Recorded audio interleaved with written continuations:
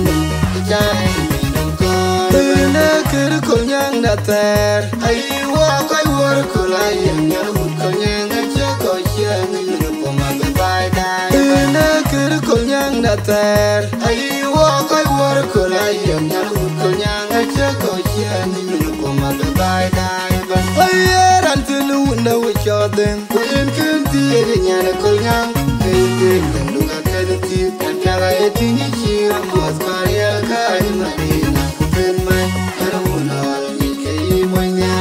kai mo man ni do mu te ni chen ni na ban ti wa no we ban ayeran tulu na wi chonom kuin kem ti nya na konyang kai ken tandu ka kan ti kan ka ai ti ni chi mo skoria kai ma ni na ken mai hero no ni kai mo nya kai mo man ni do mu te ni chen ni na ban ti wa no we ban ayeran tulu na wi chogar kuin kem ti nya na konyang kai ken tandu ka kan ti kan ka ai ti ni chi mo skoria kai ma ni na ken mai hero no ni kai mo nya kai mo man ni do mu te ni chen ni na ban ti wa no we ban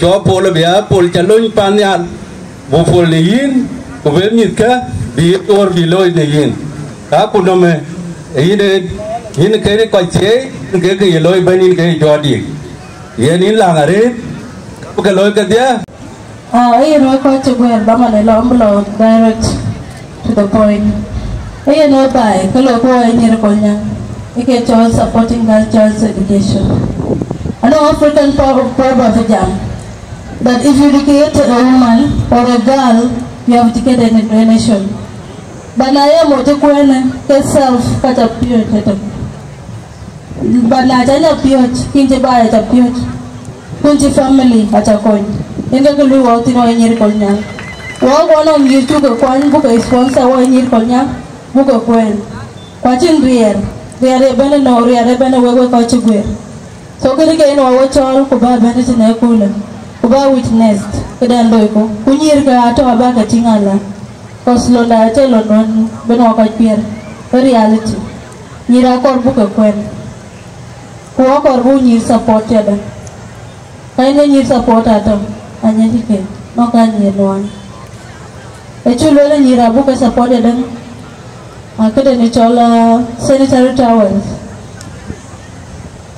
abo bolo le ke cholo luis atiran kuchina tin ba moy akor bu ko watch akor bu ko tanyir ko ay nyir kolnya a part of our achievement ko bu ko loy second also kilo wo ko kana 1 month da I am 16 at work beyond there ko ay nyir kolnya ko chi chulo le abu loy ona to ay nyir kolnya so brother I'm 16 too late ni din pe ta cha work one be did be cha ni nyir ga ka tiak kuman cha ba ban be nyir ga mi abulo bi man wan to ma ko na to ga buka chalobi Eringa bayi so ira antinti ki jana konyanga ilo lu nyandu konyanga mana na chayo tene ka dom kin ku lor kan yandu be pol chana ilo le achi nyam tunga ni jana konyang taga bingena na kan tiki jana konyang kin ting dua kan ti so akor ba ti ko ba ga ba ti bi ada kwachi raj na jati ga danga to ka chukulu le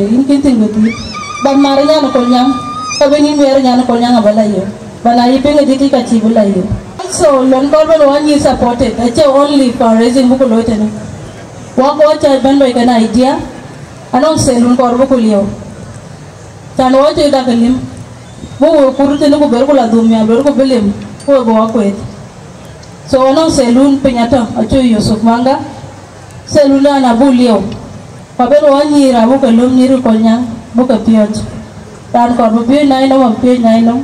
Ran ko pi manakir ku make up to man lo wati ngo cheti gila make up lo wo kina $100 chi jor kuna pi ku nyano ko nyang ko le lo ke che ko pa na ko nyang so akor bu ko akor bu selu na ko bu ko lo ku nyira akor bu ke la ra training center bu ka la ra marketing ko ka bu ka la hospitality bi ara lu hotel lo no hotel ti ra yo pana kana lu nya hotel ke do ko lo le nyan teria elo ay kaloy so nyira kor ko bu pie nyir ko nyang ko bi lui bi nang kaloy ko bi bai ko we wota me ko to ko ka kana we kaloy ko che karaj e support ka kor ko tangwe ko bu nyir ko ga charen ko nyir ti to no ko nyir dai te ne ban bu bi to ne ob ki nya kele bi tora le ko la le balo ki nya kele bi alon du le balo ko li nya so ria to pio kiani ni la ri ja ko bu lo sta ko ai ni ko nya ta ni ta ko wo lo zulu mo we ruti ku ja ro dir wo no ko lo ko ko ban bi ban bi ko nya ka ni or bi ban ka ni bor county parliament wala tin ta ga tu salva ke ra ko so bar ko wa ko ta ni ta lo su ko li do ni mo ni pin aja ta re le lo dai to ko ai ni ra no ka ga lo ko ke thank you la benda cái nhảy cái nhà nó còn nhang ấy à chán ba chuyện rồi bữa lôi à cái chú cái yêu con nó rồi gì nó có cả ba cái recognize nên cái ya contributing cái group đấy bên à chán bé cool bữa lôi yara reng matiang ku yinu ku chol yara dong anh ấy ku man cho in na into Australia you know it work in chukur recognize be kulu kiti jaloi wo ka chan be kulu be lew ale to working gele team do ting dawa ja ke kur gele team do kiti ko loyo kulu yana ke kan We are one made there. I'm 16. We get a uniform. We go Konyang, we couldn't. A China contributing much. Can you talk at a year? So you took a late. In get a channel band no matter can win you Konyang. Nirin Konyang. I did to Luella. When you're oil and I know Konyang long is clean certificate from Boomers to Konyang open. It's now for the open for us. Abanyaro. Okay. Aku bayar dong untuk yang itu. Kau kesana. Ini tu orang yang arwah yang Luella.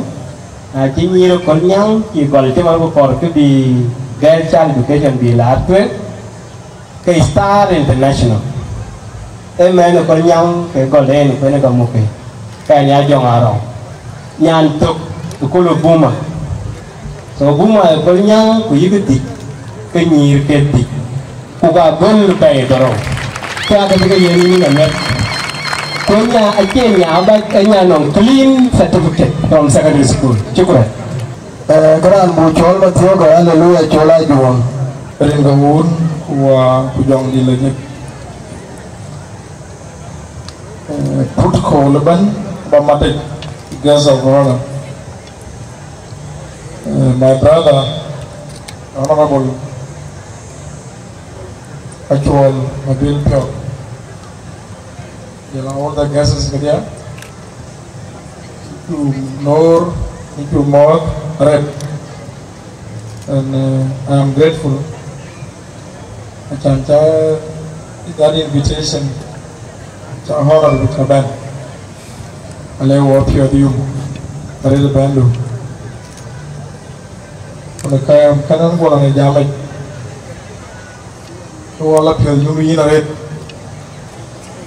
One very rare appreciation by Doylui, by Yanakuma, Tantaran Tirin, back in a warinda. But that big position by Bamu, you can only work your humor. In Chaba York, and we were represented. I'm in York, I ran to your capability around Putin. But someone who grew up with you, who studied with you, I know you more. And I know your capabilities. So, you stand up for his support. I grew up with him, I studied with him, I know him a lot. I look at that responsibility, what I get here and live with wife.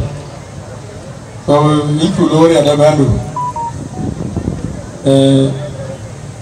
I got on Jamaica Magola. But before that, Kalangkol Karbakakon recognized Kubayala lady. Akuma Kumi Panborban Akuma Yannick Madikan Akuma Chi taken a lawyer. Ben Madul, Deputy Chairperson of Konya, a Kiria Lago, Katadili Gabo.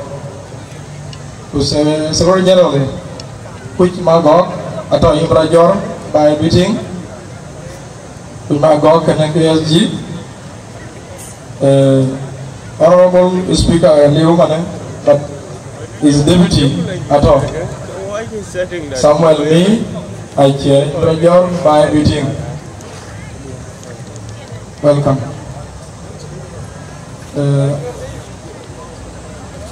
Two advisors, Kara to England Kabagachon, Vira Chang Beer, Pudang Kon, Kara to England Jadu by watching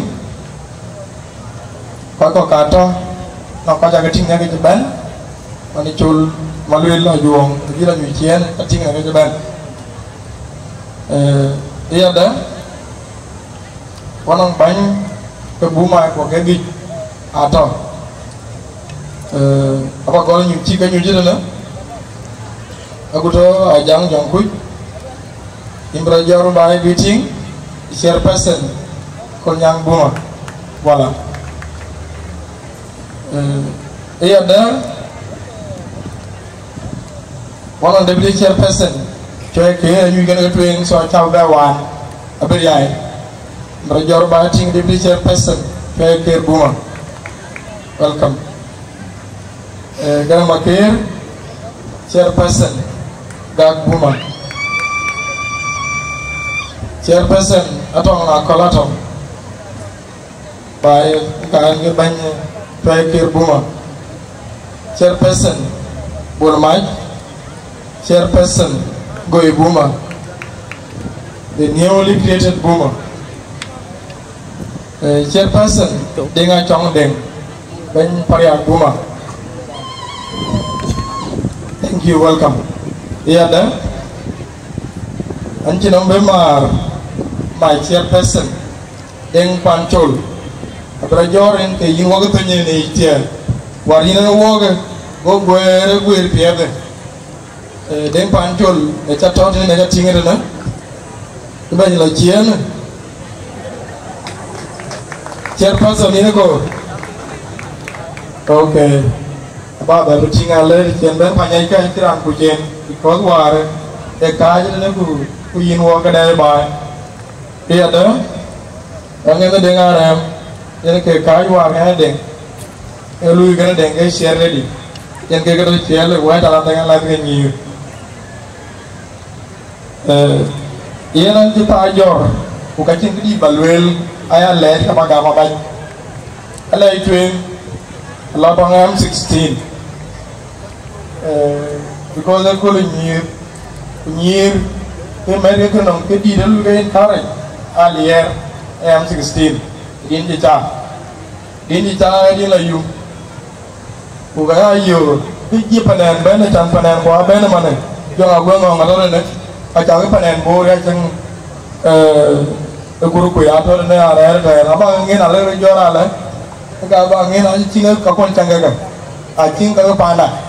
Abang ini nala, so ini layer into layer, lalu layu, ayar kerang matiang, naen, ayar kerang matiang, ekolnyang, jir, naen kita teri aycol, ayah aycol, yang atong nyara aro, nyara boleh, nyara body kuman. Nyara boleh, mana nyara boleh, nyara ke ditur, aku yang kerana sorry, ambassador. So kena Indian ping, to Indian into layer ini ya. Ye wenyi, wenyi ke layer, kita lalu kena lihat kau, kita chatting banci pan borban, mungkin. Kalau ke, banyak ke mana? Ale ni kepiak caloi, macam kacang kita hati, kalau ada ke, aku lagi humang kapet. And as a teacher, can I help you? Okay, can I help you? That is the education. I am pure you may have there. Kacang ni beloi, wakera ala dia, the ministry education. Kacang bay, iba ini begini bengor. Orang kami yang mungkin wakai kuai kau kolnya, orang yang mungkin, orang kau yang pan bor, orang yang mungkin sada, orang wakai pan bor, iya dah, wakin bedongwe, elong api, orang kau pan bor api orang anggar, pernah barat tu ni. The youngest doctor ever, macam ni you pan juru Sudan, doktor biru kuih, anak kolnya, itu dah. Litor biru kena orang ni, tangan orang kuat je le, bukan? Orang ni, jam dia di kerana dia jam education banyak lalu, tu kuat je pi kepada korang apa? Litor ke apa? Litor kau nak? Litor ajuang kan? Kena orang apa? Kena, ayah dulu lah, kerician, baik, kerician, ayah aku dulu lah. Wate, kunang wendu kunyandu. Injal untuk keluar sekolah, wannya baik. But I'm telling you now, that ideology aku balik, because I don't need mana wendia. Let me tell you, aja ke dirinya, boleh baik, nong apa ande, ni ada baik ini, guna ada pandai, jal, lapan wendia, boleh langkau kene. Kalau elcit tu baik, ni jalan sukulit, ni jalan korpin, ni jalan parakem, ni jalan korkene. You wait. Kalau panen dia, cái cái kia người còn đông in khá đông muốn đến cái cái bí cái nó về win in u này chi hoàn why what you do ni dulu ni orang kau ingat cia dah time anymore we ni kau yang kita loi aku support wa bela tin wo kau cái loi aja only yo tral siapa ni ra lui cara bayar ni ra igu dia ni ra quick cái loi ke I will support you thank you. I need the youth association in case stage at Chalom. Who got good Lloyd in it? A large stage, a pledges. Can could be worked in it, a fundraising for each launching. We are making our pledges. Yen Ben can bend in it, and Chalvaruti, K Bank, Garuti, Ganya di Payam, and Chalva my deputy, Gabriel John Agao. For my SG Akenyibit, for the finance, Kurdeng Mabir, Secretary Ayan Manguk, Kujal Secretary Ajurdeng Maj, for Koy Bok, Kowe Yepan Kolyang, Kowe Yaya, Ayugu Yakin Pursa de Kedum, Keduga Pursa Tamwok, Jan Koy Kwa Vijam. Kuto, Edu condition, you are here to walk, what you pure mirror. Kaya ni Wudanyidi. Ane jam well done yir ko kolja acha kale lon piat ti loy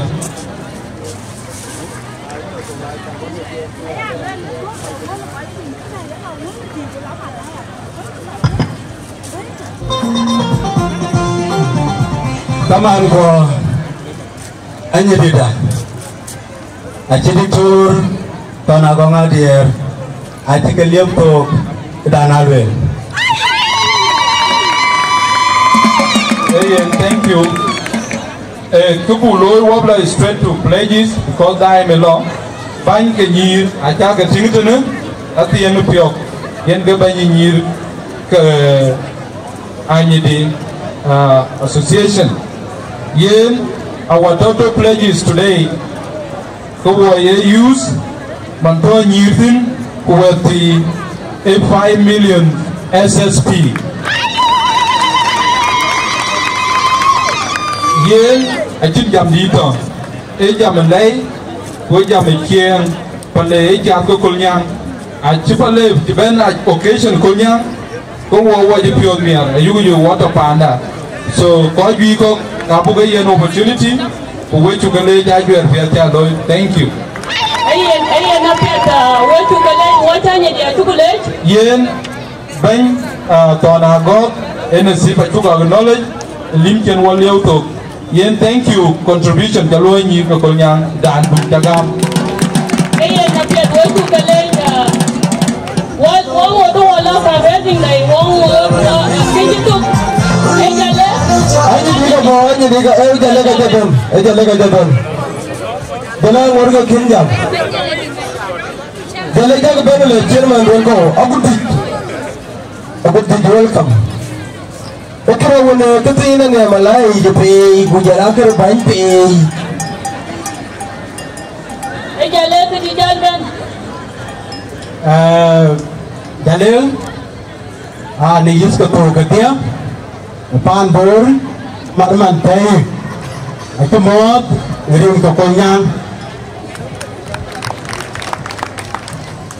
ko wala tuen cái jale tin ko ben aran kaca ni korban welding kegarin ja before kenen ko ta kenen ko wel ko William ke we ko program by end with minute because ran ka kenen ani ko yang no kweda ko ba jal be upin na ngena pet sani jam wiper mana bujom ayano pol tep na tora on tin bara ichimalen ku cholwa wai pana tora on do ben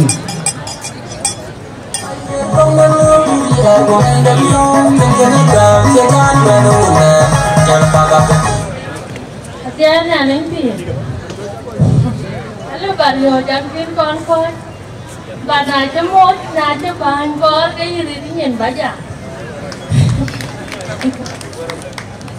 nan ron dia balewe ane jola ya no kola ni nyana dia ane ya wai pa we nan me nyana ko nyanga me nyana wan e ka ke ja jon wa we nan no go twan go le lan chi chinga chang yu ko pa ne de go le le an che ben badan che ben na ko le we ja ga yen mi an ke ti paon na cha ga tao nhìn cái cái gì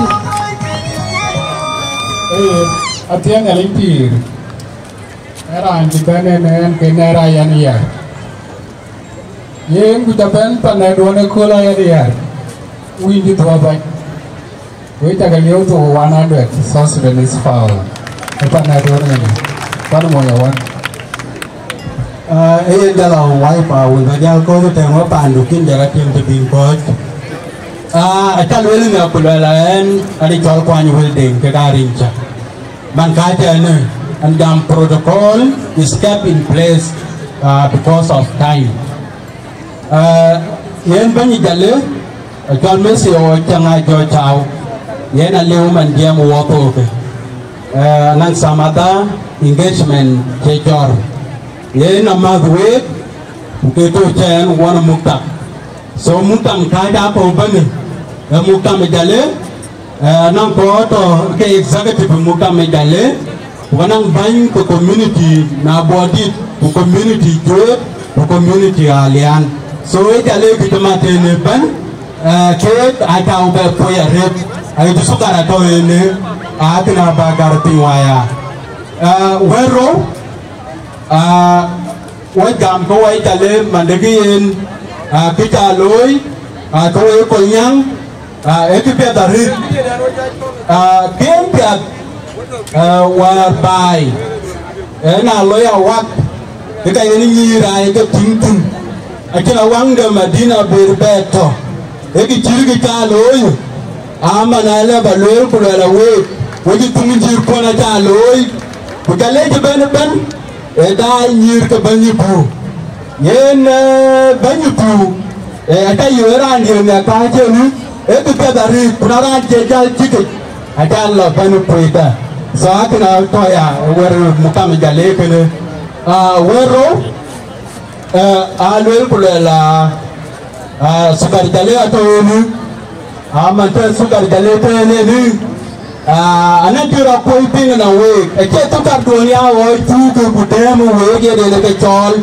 e ban to jale to ke sukar nyum na lo ku bala kwai de buta tu la kun bar ko mare buta de kun lor jale buta de kun ke yin mu ala bada yin sukara yiyo ene dar sukar ke di chol le lo aten yin manda yiyo yin mu da yiyo eta pay ding ke ban de da ene ke chol sukar jale ba ke sukar do to tu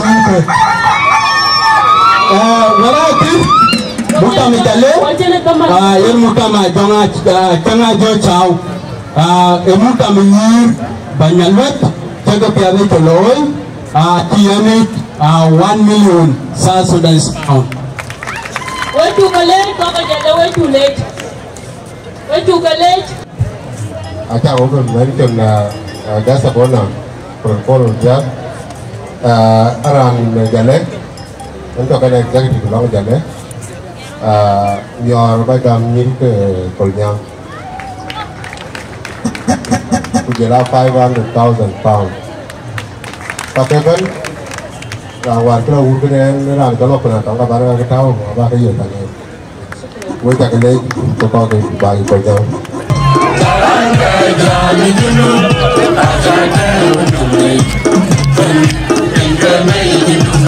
Ya. DJ. Rangkar gue tak kelih baca. Ala mami le wala tu le dia. Wabi jangan Iya macam, anti pat dia ceban, siapa nanti dia, acam kurkuari telur, rangkar ber macam, rangier punya beban, kau ditor hui, kau ditor kau, kau nak ter pedopi mangkai dia, ini kau komir, kau beban, aduh lebur, apa kau, dicinta, ditor kau nak ter, nak topi, anak kau punya, an ko pele ko ko nya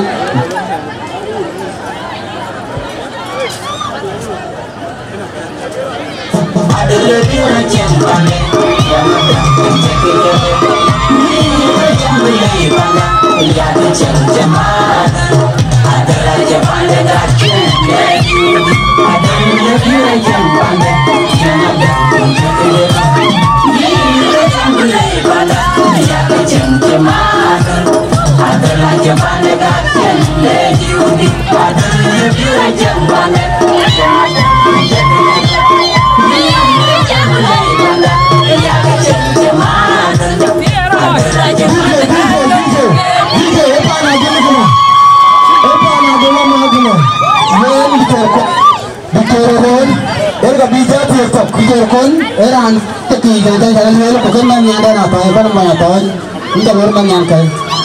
Thank you very much dalam memir. I think the lawyer pada saya ni, dia dalam memir nak jawab lagi orang lain. Kita waktu ni sih, kita bujar kamu jangan burin. Gue kerpan punya, gue kerbeli kuat. Kita jah siapa yang ngaruh lawyer, itu pada ready. I will also commit myself.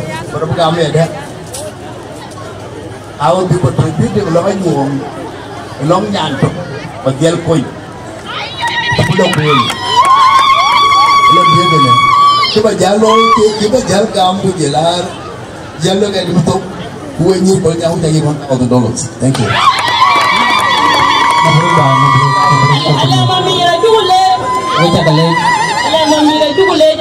Bari lo nyan kai.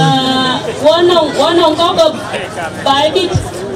buy it da benefit ne. Ko buy it da benefit. Ko buy it da benefit ne abu ke yen busa acan mi ay. En konya waye. Workaun di waye. Yen ko buy it tin ko wanang pananda ko yen won nya bare ko ay ko buy it. Apa yang one betul nan ko lawe jangkur ko ni jol ko we ko pan boroi da keng mo ne jalan ani ko jil pin bengo bola yo yen ka chere ban tona go ko ban go ko lo yi wan deng bul ta ka le ba lwe ko nyang ba ko de naro ka ne ka ku hari jama patro dia na tong ganang ko patro dia na magak pa ke te dian bagam payam de kolyan eda na me ko belum pi aliao yen ni te magak ko kolyan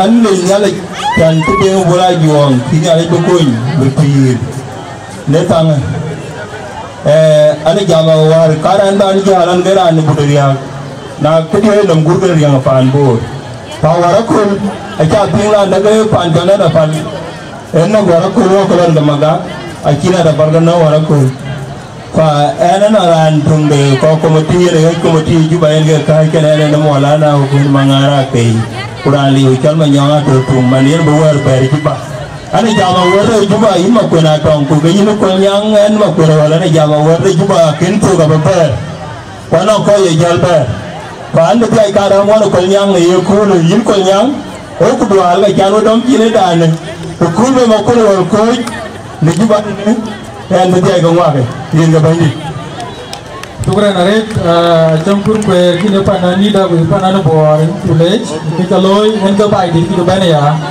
a ki ga me ker bai di ke ke de to ka ga se ga mun bai di ada abati ai ke ko brother jong mo jok apa chol apa ti ai ko nang ke lewen 1 second na pod we cha kale yo to ke ina ma karto achil ke di balwel ke ka ke bi ke ne ke bi nga play na ra ne cha yo ko ne ko le jo adun chi jo me je ba mo tang dir ga ai ja mo mo zele Jadi nyirban tongen ke 500,000 SSP ablo aku nyir mo kwaji ringini makwataji tene kono kumi makwataji tene responsibility wadia. Thank you. DJ Buma Paria under the leadership our brother Deng Makwat yene 500,000 achiyo Buma Paria gana. Thank you so much Gargaben. And I'm going to be a job what did I feel one man? So every long day I get to do government get I just walk out because of no get go on. Aliya aku long group ni. Ramian baru juga. Nale ben, ane ben ni Kampala. So ni Kampala mesti mereka luar, babene M16.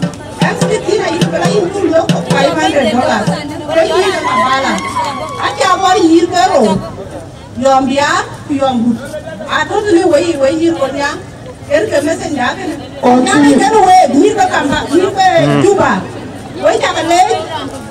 So orang give kontinnya kan, what you buy you chance salah. Yeah, what you buy you chance salah because walk up bukan. Orang give tin kau punya M16 ni. Yang kita yom, ini kabega men. Wei jangan leh.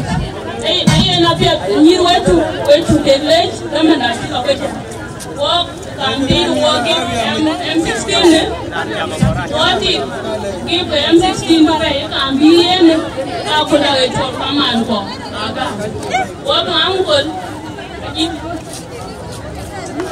apa buku John ben can wede ale ben lele kambi walk give them 16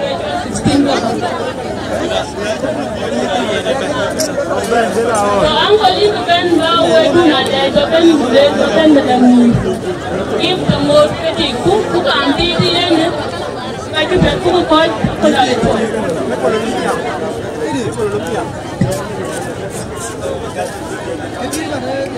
أنا بسلمكم باسم يسوع المسيح. الليلة دي بيجينا هنا. إني على النور كجامع إني على النور. إنتوا ناس بتاكلنا وإنتوا كور.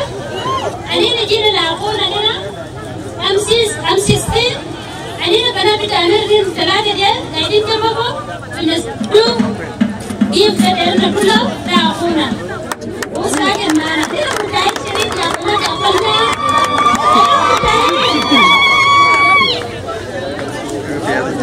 Alas pues, شكرا لكم ومعكم.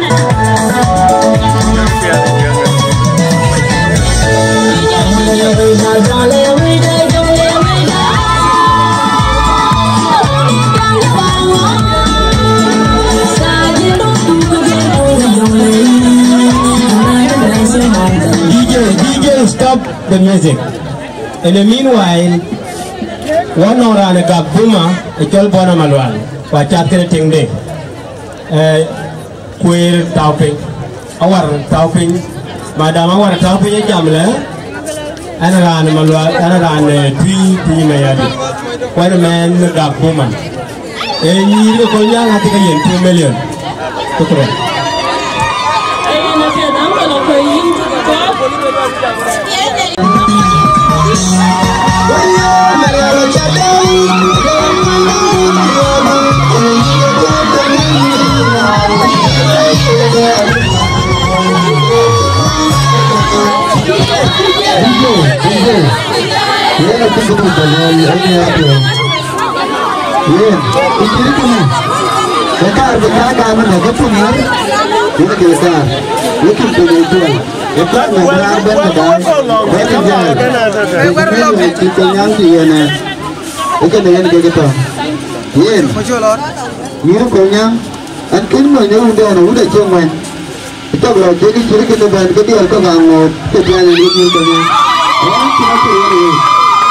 Akar dia liu, kena dia kata, dia kata banyak puluh, nara ada pijaran gula lah, yang mau banyak puluh, UN kata Amerika, wajah lu banyak puluh, yang boleh yin, itu ada kan ping, wajah ping mana, boleh mana juga yin kan, banyak puluh kata, kena dia ni, kita hari itu, aku ni macam apa kena, dia gambar mana dia, ini berbeza ni, emak tu ada. Tiga wala ya be enyan ke an ke lo yo ko ayu mun ya ke timu tani e bi mute ayu mun ya kiya ne be anong ni arian war te mari arian war acho ni ro to mo ni no ni war to ko chi go ga ga na wa o wa na to ne ko le ni na yo mun abo ba do o ta o ni bo le la yi to ayun abo mi o da be jol ini ke ana be bu nya muti ayun ti achimi are ke bar no ngan pa nya ya no da pe ni ada bu ben dia ayun ni abo ba ini ke wa lo ko ga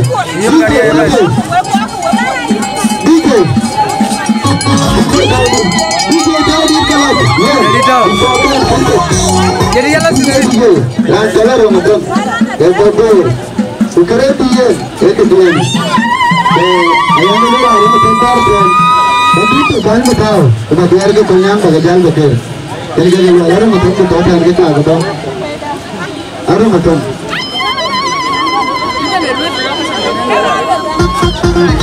Aru ngam ni tiwa kita jabo. Apa aru M16? Aru ngam. Kilorat M16 yana beran tu yen fursa. M16 yana kai tu yen fursa. M16 yana kai ko arku achan bu ko chane gift weti ko achan dia de ta ki tiang no.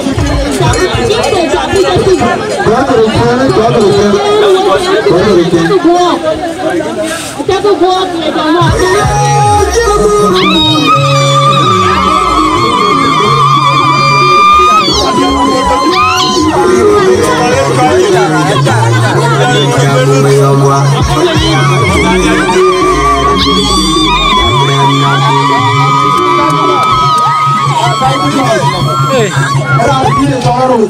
Ada pantai, ada pantai raya, jadi jualan mereka. Ini kita cuma lihat piawanya, kita lihat $100. Kalau kita bukan, kita lihat pantai raya.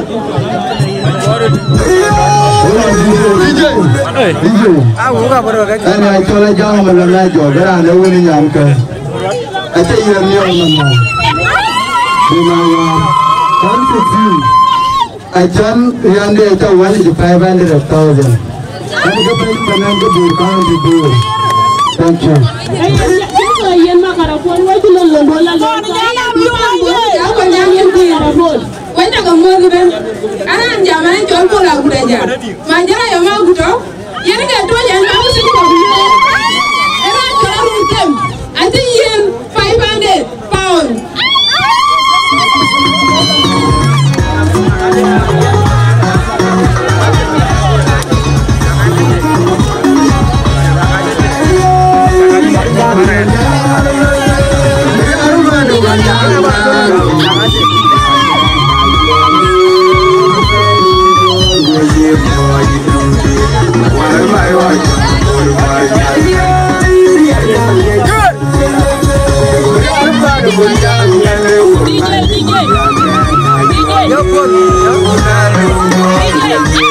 Buma binya, pokoknya di sebentar saja kali kepas, ini anjidam, ini anjiri, pokoknya itu, apa kalau kwan, aja kalau kwan jauh rekin, apa kalau 10 jadi pun jual sehari jadi lalu university, ini kan bisa pun.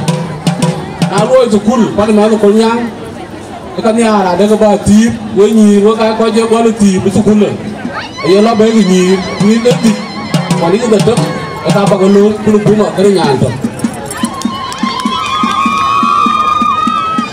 Balik dari scholarship, kita ni nyantok, ruon, enam 500 USD, awu ruon.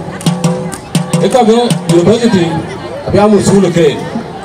Kita university belum, transport dari bina aja, kalau sekolah sekolah ban, itu dia kamu sulit, deran, school fees, bicara requirement kau kamu semula ada. Kalau M16 aja leh, negin pi tinggi konyang kena pion, kudiar itu jatuh. Aku dah nom kan ya juang, anak dia ada gini cahaya bensin, itu naya leh, orang kalau M16. Pak wajib konyang, gua bagi yang $200, apa bagi yang dua, kan hari $200 support. Dan kalau M16 dia ada ranti, tu koru ngara ada kor mana hol lagi ke jelen, na ga mo ga wi man de je ba ka bi re jon ye ni nam 16 inja yenda na di apa muru ko do ko na ba tu ka chan ji to man jola ke ye ni ka cham do ben twen pin ben twen e ma dam e mu bek ki cha ko ne na wai ro di ga ro la wa ti cham tu je ne na ba la wi ai la wi chi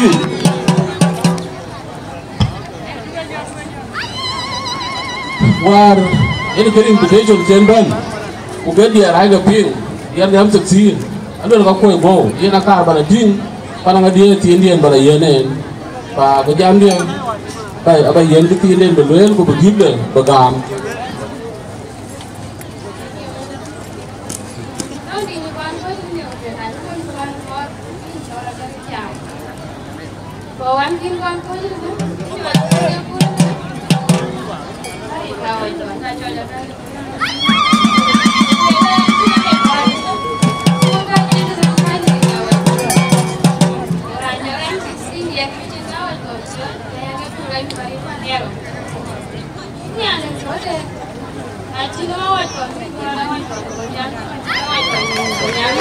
That's all right.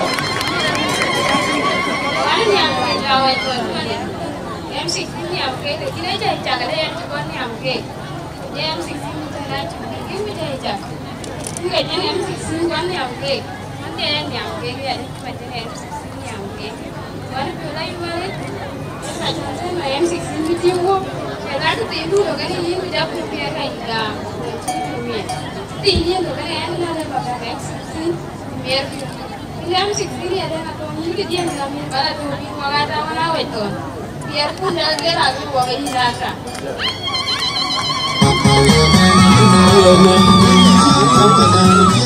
Ayen ala tim to ala tim cái ala chol winyu ko nyang nyang waye eko ta eko la yom nyir quoi nyir ko nyang under the leadership of Alwad dun dari garang ko begi cirga na beloy o venir akaken tukur betem megan wa forensic eka tabaret ekene alen waran Jokoy ne paya voy ke pi wi ko borone ya ko ka there are two contribution loy during this terracing achu duala dirin ko nyang e bu bai ke achu le jare kelo alwenir waktu loya elel cholo mongon yura no moti roya mandia mane alel wenir ko nyang waktu loya ba ko jwaya wa urkon wa bia ko jwana we wa da bas ko na bia ko kana we kunyira ka kwandin kira tiagon ko ka bia ko kana we ana nang kenin ya ka lawa wa bo bu ya tem bu ya loy ka ba no gur I personally contribution ne loy ekir kolnyang buma when yet can uncle enirka my contribution enior erga che yen nir kolnyang mari nir kolnyang acha yen nior niodem abia lon gang dura abia kan len cha cha mo gora lera num don mar ma ga tane lo ating ma kajenin ko kui ka kol nyang ko ma keno mi mar ma yan we nyare wo karyam ko le dio na awan kono mi mar ya ma yan we ni nyare wo ka yoma le do yoma le lo ngar ko la ya amane kena to ya njo ga ga lo mane lo anh chào bọn anh chị mới thế nữa có cả mì bố cái quả tên thì lưỡi là cái gì nó biết ala bainda akura yuni ko le ban kan ke garan tole le jama ngi job ko ta ko kany ko dum na ne ko man ko me ke di jawan ma ko na bonga di editor o na wa di tol ba bliu to ko won chin da man di to ke da man bagai ngade editor yini ran dia bu kene pa ne da woni yi na chini competition kam da woni yi na lo ba lu ko malan ba da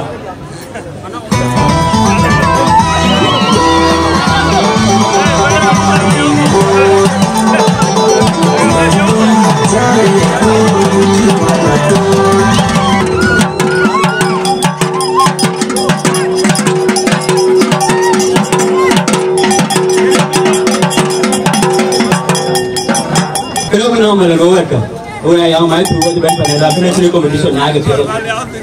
Dari gaun ko aku jual ni lagi. Taman dia open, ini kerja nuayan taman. So lot treat my brother. Orang malah.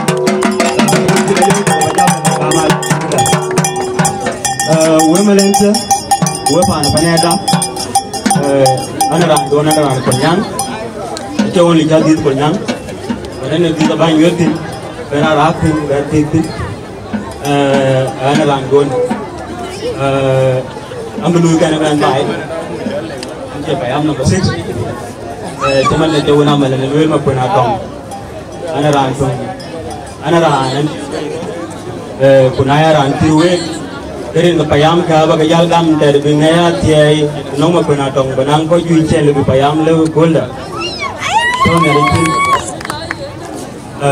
ngay như đã cho một cái biển có điều có với chủ có cái bi wo cái này như là cái có cả cái bộ cái way luôn chừng uniform đến bộ 116 bộ way Olympia thì lôi mà lên có cái bà lôi most of time the support team dia jadi các bạn như các bạn nhiều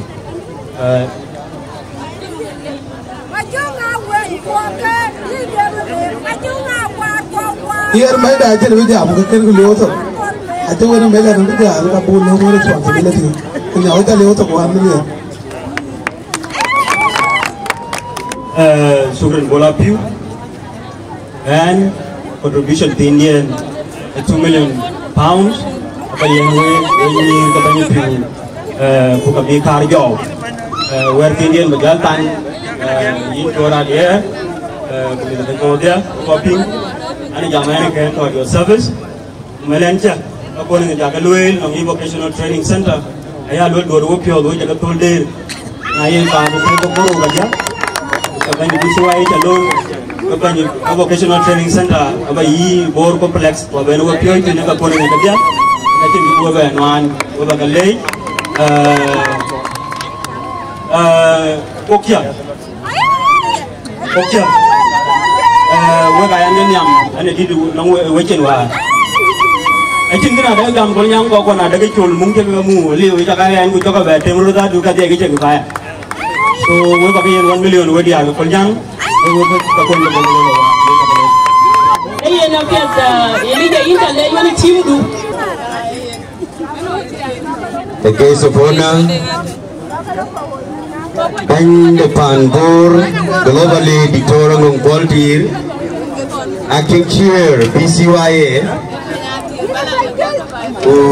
Jalami Tubir ke Panbor kan wajib kemonerin ke Panbor berin kenyaling ke Panbor and dengan tenyalung and so now can it's spokesperson payam to na gonga dier kuyen payam to na gonga dier kunyarga ko to pin ko mang ko chen to kuro kudia ayen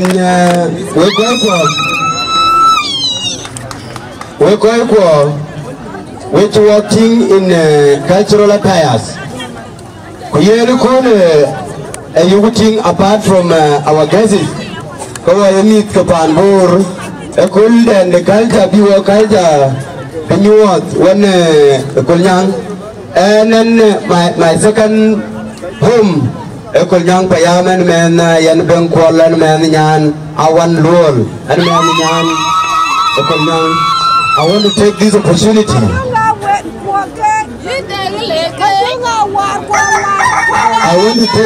Thank you very much. I want to take this opportunity to pledges Kipayam Tonagok, the Kegam, according to Makona Tong, Nechen Kega Marake Payamat. Payam Tonagok, Anonga Nichol, Janga Lear, Janga Liriak. Abayen Michael Apun, okay. All right, thank you. Payam Tonagok, Majanga Lear at 1 million LSP at the pledge in Yerka Betu. Secretary Garvin. Number 1.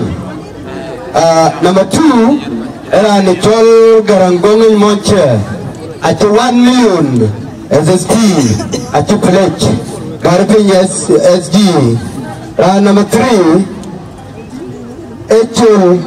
Chul Ayur at $100 at the pledge. Era number 3, Payam Tonagok. Number 4, Makun Machar yen ker Makun Machar ek pir. So ya korba yenen.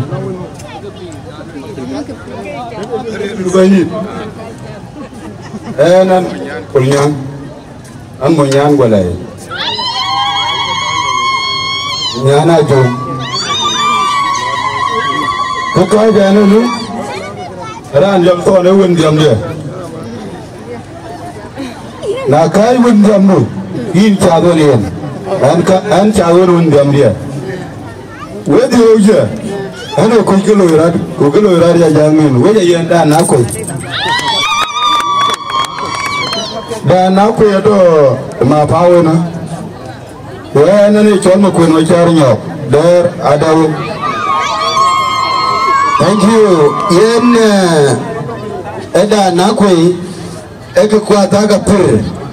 Yen Payam Tonagok Anongran Ichol Mangar Biar yen Emunyan Benipu Yen Yirga Benipu Alog Agayi Re Ngwan Bal Biar Pucha Yen Mangar Biar Achipio Miar Kwachi Achipilech Achigam 500,000 Mangar Biar Gane Yen Payam Tonagok Anong number 7 Erani Chola Abra Mangar Achipilech 1 million South Sudanese pound Achigam Yirka Benipu O Chukeglet Ayugul Tonagog Yen Akach Yen Chatkar Koyakalway Yen Panbura Kor Venijam Takur Kubalway Tadit.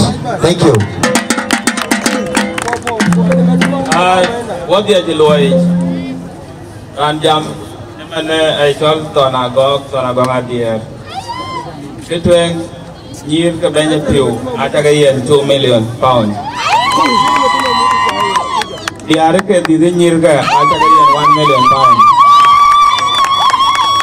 Rupi again Chaka dear again year can Malay at again 1 million pounds. Protocol as I observe. I will farewell and late. Panbor Manatin Yan Pier Cholby Siwaye Yan Tadaret. When a late, one my dear, my jeep Akura Unico Mande Yan Tea the red. I let my brother Elijah Manyok Manena Walking Yen Kubale Yan in a turbo. Ini Yana Antoka and Lord. I can give me the pure Ajan Panda A1.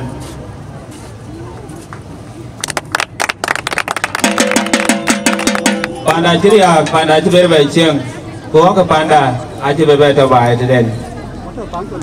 Chianga area, run my Chianga area. Kianen Kor Ajan by Intiak. Eba Panda Bala Chiang, Kobakoi Kobakaduan in Panda. Ini akor bayan kami ni jana, acan badila Moindo. Na yen nerocha acan bayan ceng dia. ka pando ba dil yo nge achan ba nge to nge bor ko chana dun emit puja yal tong du abaya tit ne kenagen yal tong du aban camera system abatao achan ba dil ati de ko wet bay kuman war to chi loy yen ga pando yi ga tit abadil jatok oj ku chong to ke ko e wet bay ku ye ga no ati ga ba no chan por abadira ret pandu tene juba aban makka ba yitin makka bo ya bay ku scholarship de nyir ku ku jela wet ku abadiloy yen wewe cha leja red we ko jepeng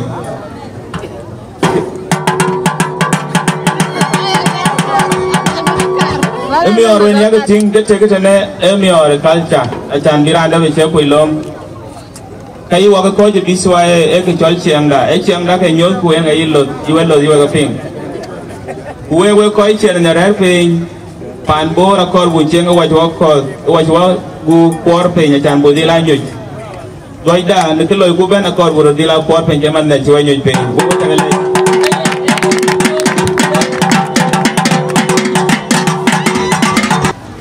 Owai bisi wae ay bul cirkeni loy ka cuy man bengai ba dia oi dictor sonago ko ileje manyok akin ke don balwel mane ko zo ke lui campaign we ke jol ke ba ke belong wen bor to we ti nyai long kin ke ta lwel ke graj we ke ro ba yo ko la ko ka gao ba ni và đi vô chính quay chậm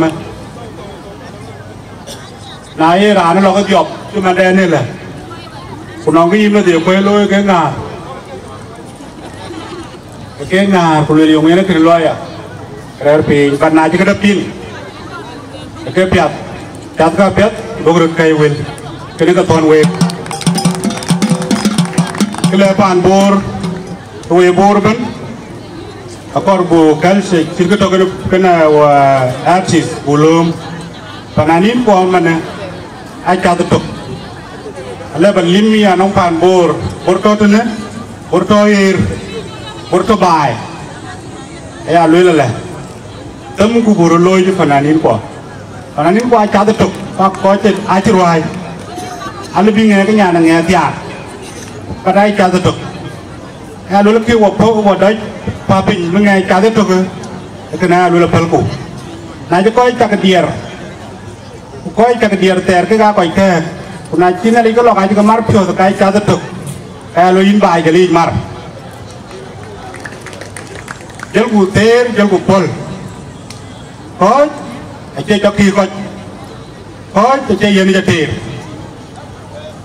ater to kam dia an ma ding won gora lier ai chala ba jar ke buru lebih yak dia wan gor waro ba je lere ker bore kena ton we bai ale ban kan pin kar bai brio ale ban kan pin kulo ko lo ko ji ku tu ko ja du ta ti man panani warakir we nyir kol nyang wo ko we bisi we ai ti ko kor dio pande cái punyir cái tiak cái lo mà limpan nyan riêng kalau nghe wo cái nhà ni wo đây là tiền wo lim năng in because nhir cái yu wo cái lo bé cái ni ai ta cái pe gì cái we nhir của pan bor cái đặc wo cái wo chỉ quy wo chỉ thực cái đúng hay mà cái thực có mà mấy lo cái bu ba tiền cái thằng cái we bọt Quran bước đến áo bè lộc đóng tục buồn để lộc cáo tin dùng đêm bị giá lộc lôi tin à bây giờ plan đấy cái này so banyak pur di chỗ nó qua cái này ini pet ban manti này cái nó lan di ban cái gạo quan til bè lò occasion này cho mana so most kali cái dia so in nhà này banyak view kita ke YBCY ya lo la kum don abu yani ke tin kur red ke di tawai Kubu gam 500 South Sudanese pound. Ini kubu yen we ko BCY. na chenne le jiwa koñ e week boy ka ba lom bi we ko lon won bala loy ko kon ko ka am pin wo ko jal ko spray do wana ngol ko me ke kunong le bon ne ko bu je we ko ñu ke ko ko wana we rin ke ko so ka ni da ko ta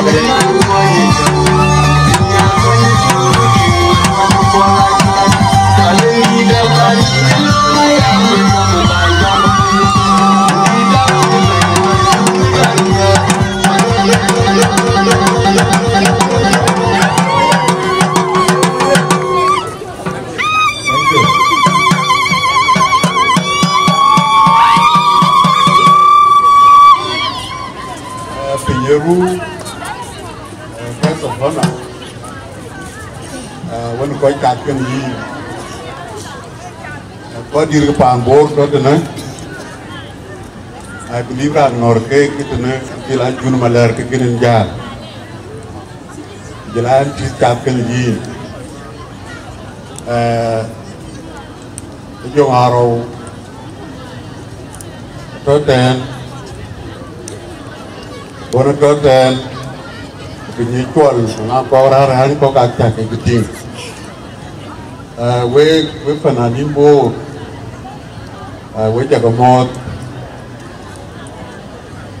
cái lần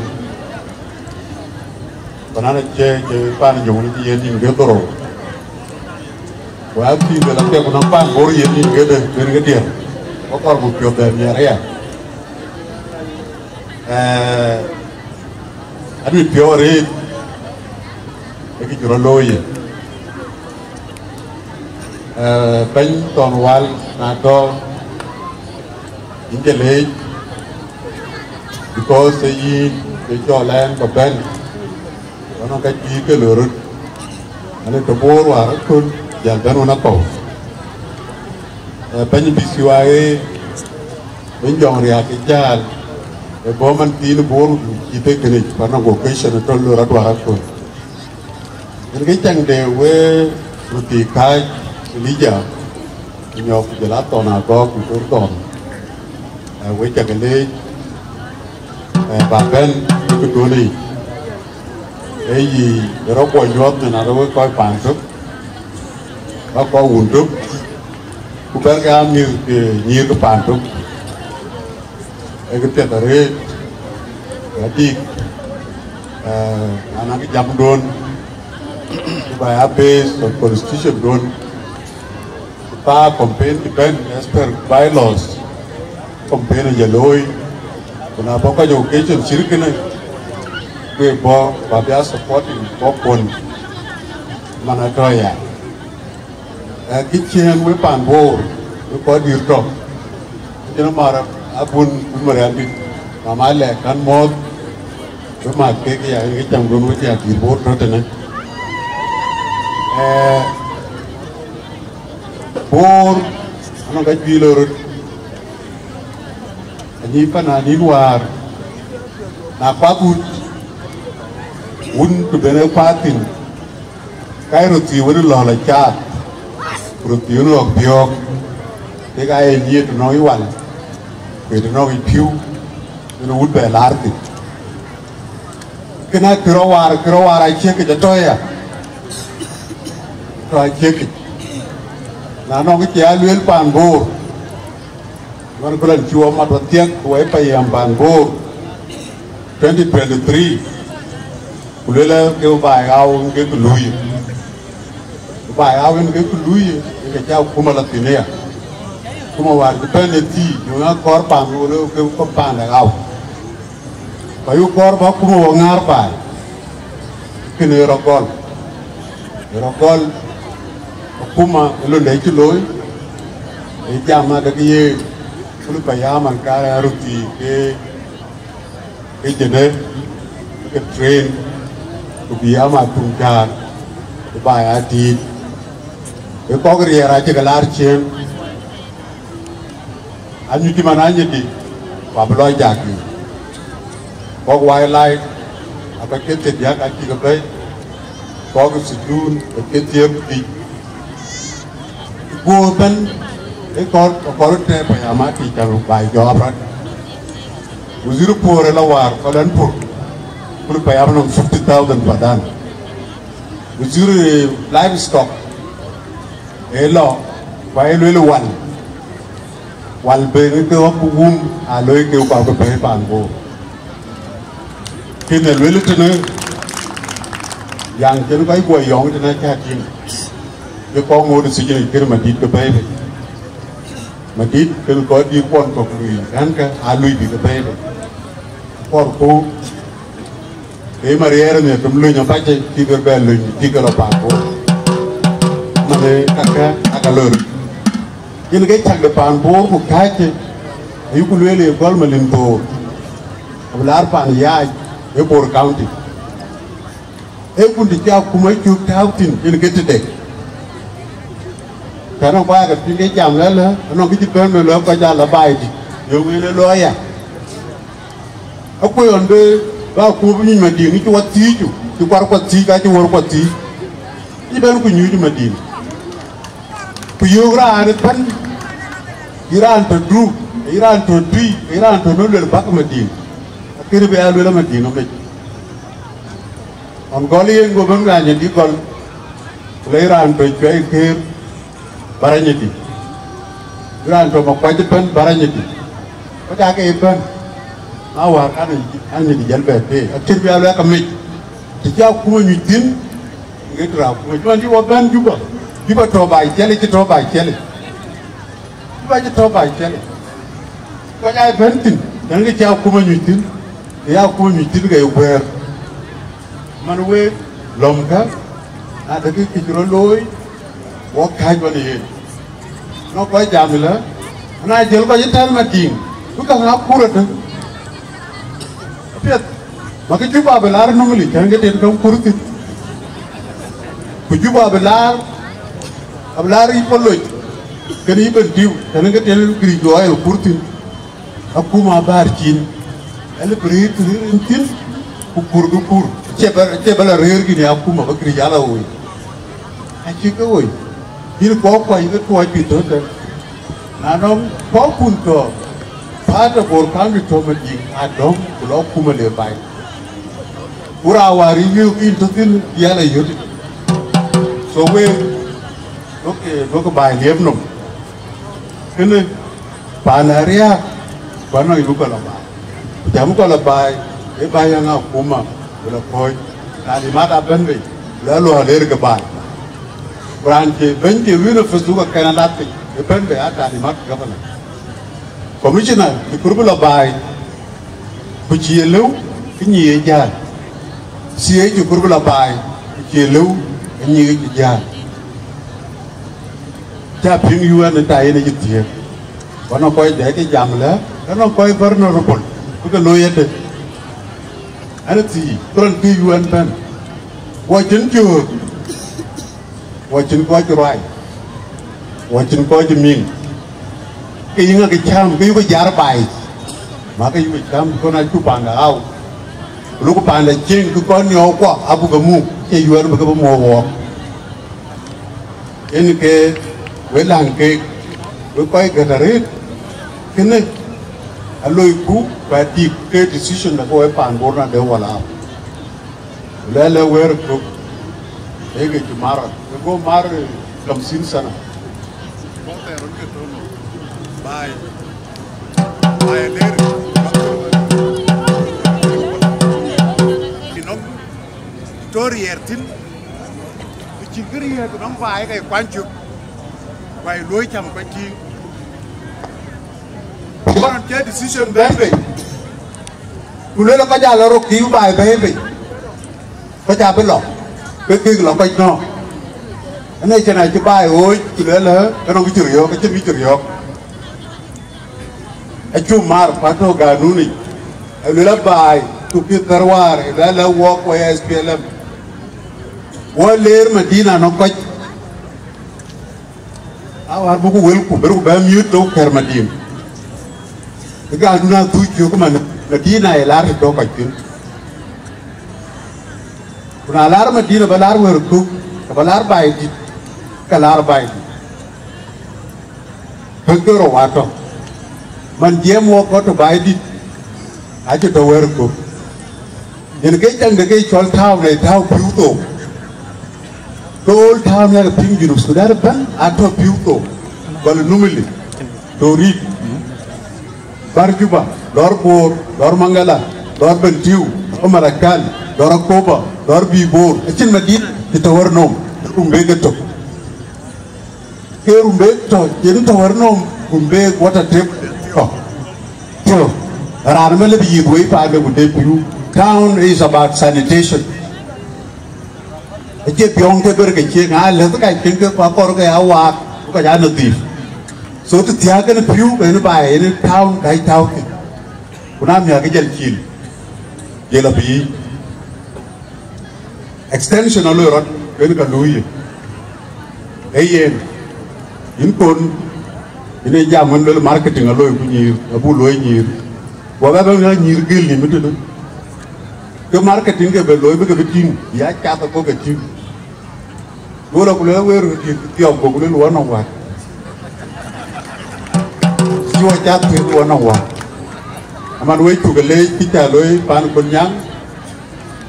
Ke jual bay ngor. Aku dirga bay ngor. Mangar ke ini tu nih kunyang kedik. Kuna ngor ni balong ti kau bay ti kedik. Ini ke pan nak ni. Kin keliutin. Jadi jalan keburi bir, and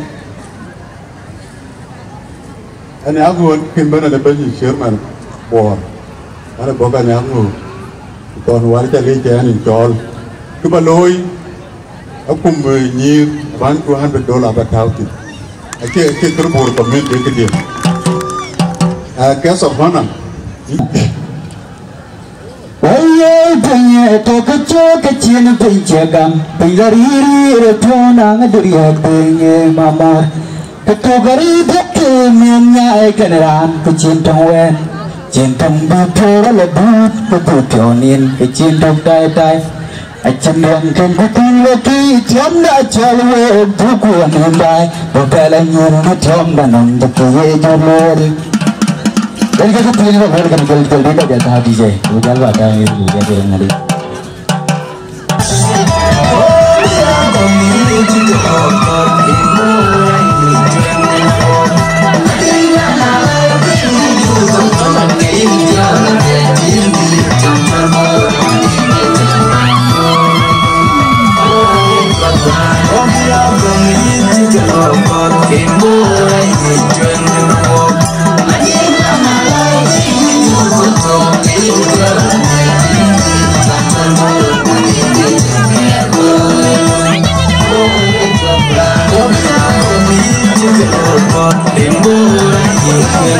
Empowered, because that become a consumer population, so productive.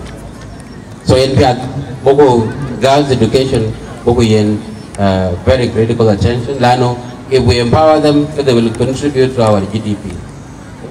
Malaysian chilo, tong tong aja jadi, kuan chilo, kaki development jadi. But it is really kat banyak kagen, and that's why I'm impressed kene this program.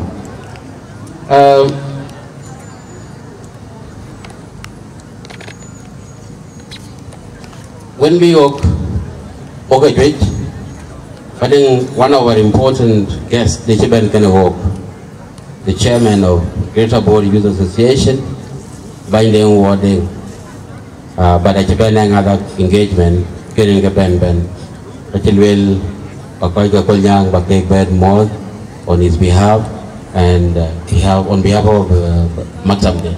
So then Warato, where GBY is kicking and alive.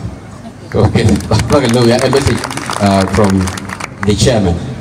So, in as much as he talking about cool, come to your this event.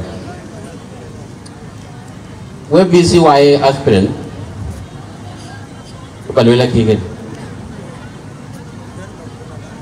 campaign on Nikiway only Bor County, Hawaii University Sudan.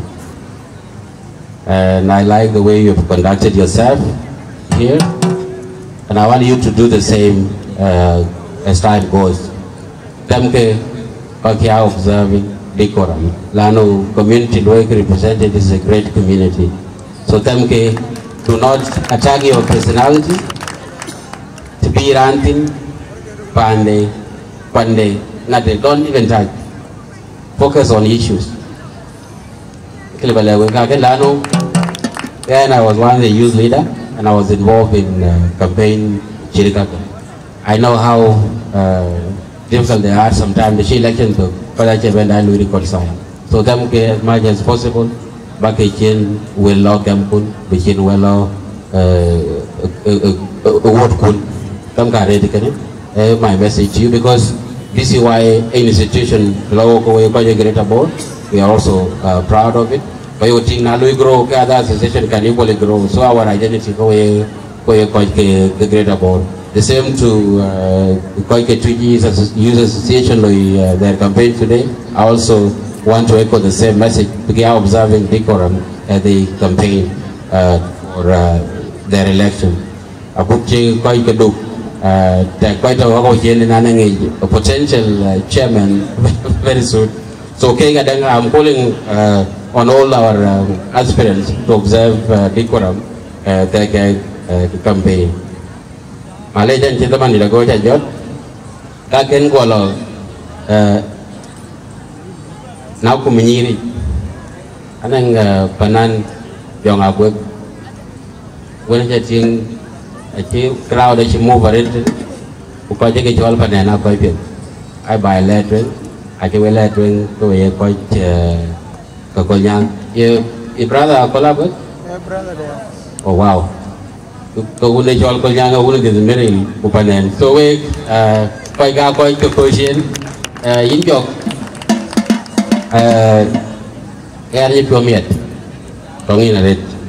and I pledge 1 million to you from my personal capacity, because the keynote conducted in Pudiatko, who the Chin crowd moved in. I was really impressed. Najala Ben. Can about it in a year cooler. Casual education is something I hold dear to my heart. So now you're quite American, we can school in located.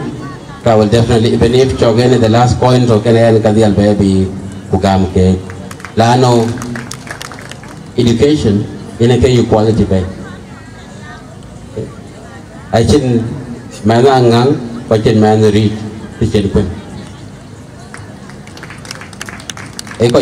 Equal opportunities. So can it? Minister for General Education and Instruction, Dr. Kuyok, Abol Kuyok, educationist, and Chaban Lagan Kolaban, London. This event. China invited by Koike Konyang, Nirga Konyang actually, and then fundraising loike to support girls' education. Well, what can we do as a ministry? Well, we should definitely give them a hand. Well, okay, that is good. So, for your ministry, Ngarke Bain Kuyok, Abol Kuyok, honoring our contribution to your basket. Because education is a collective responsibility. Nane Longchi community law, definitely the government will come in to give a hand. So achievement will akum kana boku yene 5 million SSP for a institution. At personal level, okay, I can go a lot to my personal contribution. I go to the took, I go to the took, and then it's table that I all conquer table. I could well, this initiative is good, and we pledged 2 million to this basket. Before that ending, I had talked to my brother, Honorable Simon Okui, Lagan, Chilean Theolzina Kikan. Keran Nyar, Kaki Education Yadan. And he said I should also convey his greetings to the Kolnyang, the community the Kolnyang, and his personal capacity has pledged 5 million to this basket.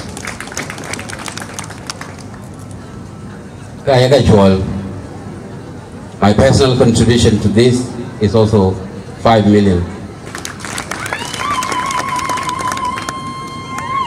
In our pledges or kakwa, kene.